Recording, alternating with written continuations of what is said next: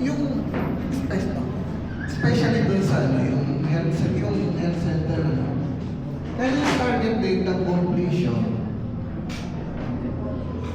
Dating January 16 is deadline sa kanila first quarter dapat tapos. first one. Now, kung halimbawa katapos siya first quarter, sure na ba, sino ba yung magpo-provide nun? May mga gamit yan siyempre dapat, may gamot. Sino yung magpo-provide? And na-coordinate na ba yun kung sino man yung magpo-provide? Or sa LGU ba? Or DOH? Negosyo ba? Bali po sa ano po namin sa plans, hindi po kasama yung mga chairs, ano po. Ang kasama po dun yung water and power service connection para dun sa per community facility natin. Ay, sige po, noted yan. Hindi lang namin masagot. Away lang. Dahil hindi kami yung agency na maka-explain talaga. Okay. So, noted yan. As soon as matapos po yung units ng houses and then the facilities, kasunod po doon yung turnover namin ng mga open spaces, facilities sa LGU for them para ma-facilitate, mapondohan at magamit po sa safeguards yung mga turnover namin. May tanong po si Sir Chris. Thank you. Since nabanggit niyo yung water and electricity, narinig ko kanina kay OWA President na may issue pa rin yung water. May kulay pa and may lumot. So, ano po magiging solusyon natin?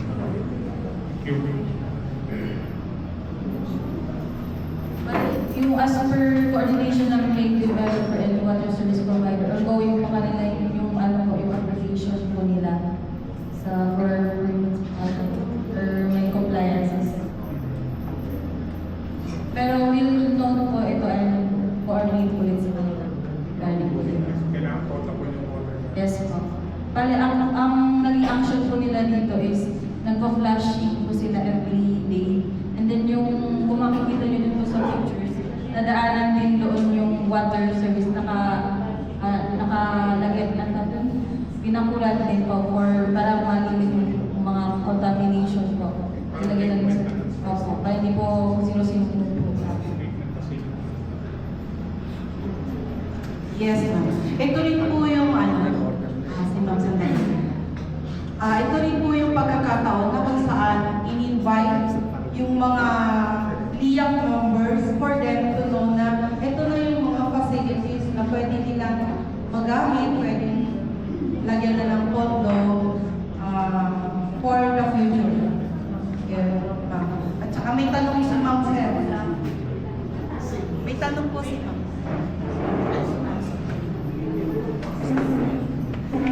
Inaantay lang po yung budget from DOTR. Pero yung mga proposal, ongoing lang po kami ng submission. Sa loob po yun ng elementary school siya na 15 classroom, 3-story po. Siguro from DepEd si Ma'am. Kasama po yun sa package na may school building na gagawin po sa loob ng subdivision. Yes, sir. Regarding po sa budget, during our meeting with regional manager po, may budget po. Hindi ko lang po baka pinoproseso pa sa energy. May budget On process.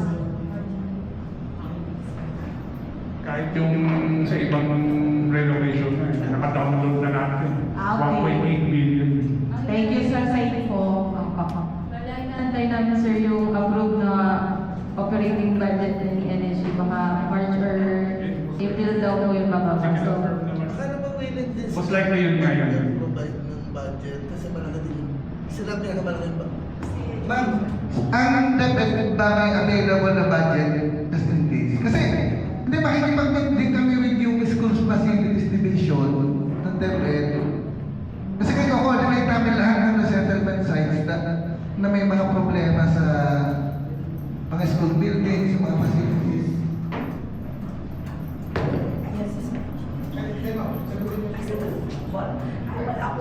Walang boses pero may budget. Kasi, education. Madami po pilihan na ilipat doon. So, alam ko po ang budget po is magagaling directly from central office, and then alam ko ay ibababa na po sa LGU. Kaya para sa for the budget ng school buildings. Yung pong ilalabas naman na central office po, meron na po naka-allocate yun per school. Wala pong new establishment of a school as of the moment. Siguro po yung LGU po. Ang school po, kapag nagawa po siya within the subdivision, si DepEd po ang mag-identify kung ito ay elementary or hindi po ba?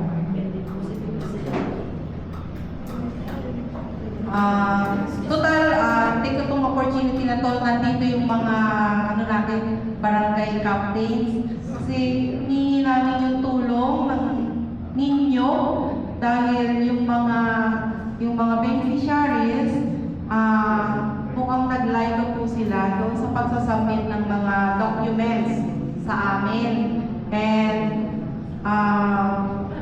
para makulit na po namin at may master list, masama na po sila. May master list na existing, but then pinipre-qualify po kasi namin sila ulit every 6 months para wala pong makaligtas na baka may nakuha ng lote or something, may naka-avail lang po ng ibang pabahay. So, bababa po ulit yung teams para mag-barangay, mag-info regarding po doon sa schedule natin ng relocation. And then, yung priority section na uunahin is Solidad, Barangay Solidad, Gregorio, kasi ano po yun, may proposal din po si PNR na babakuran po yun pag alis nila. Tama po ba, sir? PNR? Ay, PNR pa rin. Yes. Yes po, good morning po. Ako si Francis po. With regards po dun sa water supply, at question din po ni Sir kanina na may mga kulay po yung tubig na nagagamit po nila. Hindi ko lang po masyadong naintindihan. Ano po yung solusyon na ginagawa po ngayon? Daily po sila nag-flashing po. And then wala din po ang alam ko, walang bayad pa po na sinisingil hanggang ngayon. Pero as of now po, ano po yung ginagamit nila ngayon? Kung may, for sure, hindi nila magamit yun kasi may kulay. Sa ngayon po, ano po ba yung nagagamit po nila? Like yung sa paglalaban nila, sa pag-inom nila ng tubig, ano po ba yung nagagamit nila ngayon as of now?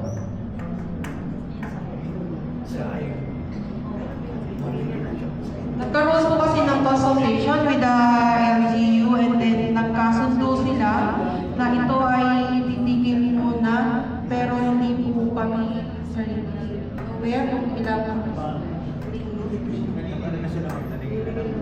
Kailan sila nagsimula? Okay, so ibig sabihin mayroon ng test. Okay, so nagkaroon po kasi ng issue noon, natigil, and then ginawa yung intervention, may test, and then nagtuloy po ulit sila. Ibig sabihin siguro dahil nagtuloy na sila, na babayad na. Magkano po yung binabayad nyo? Hindi para sa May ano po siya, 10 cubic, magkano ba? Meron po kasi siyang minimum. Gamitin mo sa hindi yung 10 cubic para 60.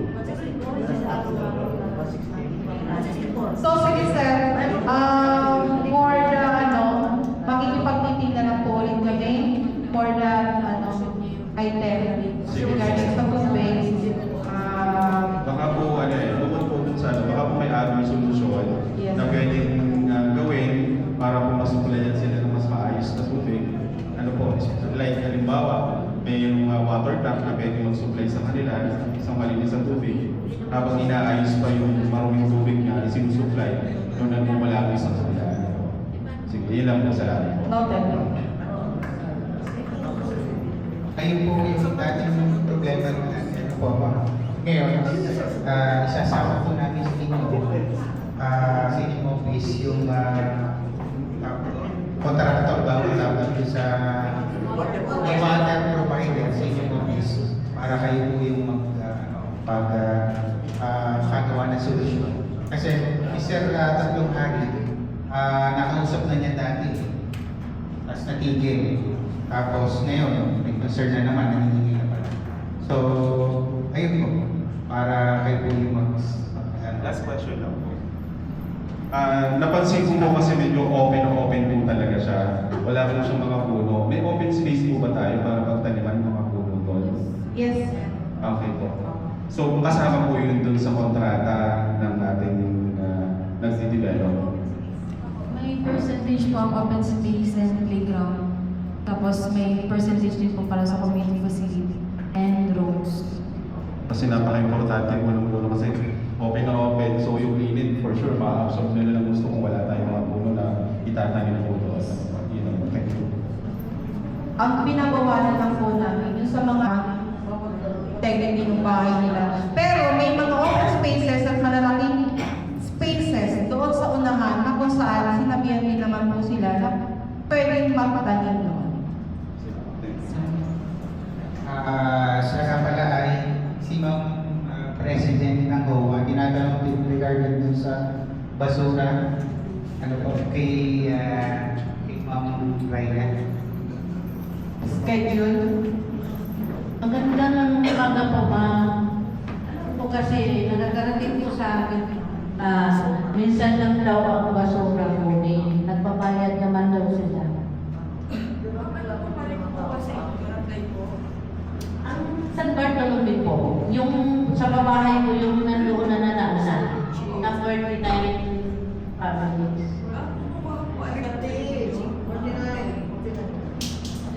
Yun ang Sino yung nang kolekta? Sir Man, yes, Okay, so nagkakaroon ba ng laging ano po, lima, hindi daw lagi. Yan ang problema ng tao doon. Sa akin nilalapit, yun? Yun daw po ay naiimbakan ng mga basura. So, yun. Good morning po. Sa barangay po kasi, ang responsible po pagkuhan po ng basura. Itatap po natin, sino po ba ang kumuha ngayon sa inyo? Sa barangay chairman. San Bartolome. Sa barangay po. So, kausapin na lang po si yung barangay para kumuhanan sila. Pag may problema po, minsan po kasi kunyari na sila ang contract nila, nakikiusap lang po sa amin. Bago sa kapulan na ang dami sila coordination po. Pero si barangay po talaga. So sila po ba kumukuha sa inyo? opo, sila po ang kumukuha. Kaso nga lang, ma'am, ang mangyayari, minsan lang po. Hindi po regular. Hindi po regular. Siyempre, ma'am, nag-aalala sila, nangangamoy sa sarap na ba? Yan po ang inaano nila kasi wala namang problema kung magbayad. At nagbabayad naman talaga sila pag kinukuha ang basura. Nilapit nyo na po sa barangay. Po, nilalapit naman po kaso lang, minsan po talaga, hindi nila nagagampanan ng sasabihin nila sa 1,000, 2 bisis. Kahit nga lang 1 bisis, mami, okay na ang tao. Kaso nga lang, minsan po sa 1,000 wala pa. Hindi po coordinate po namin sa barangay para sponsor. May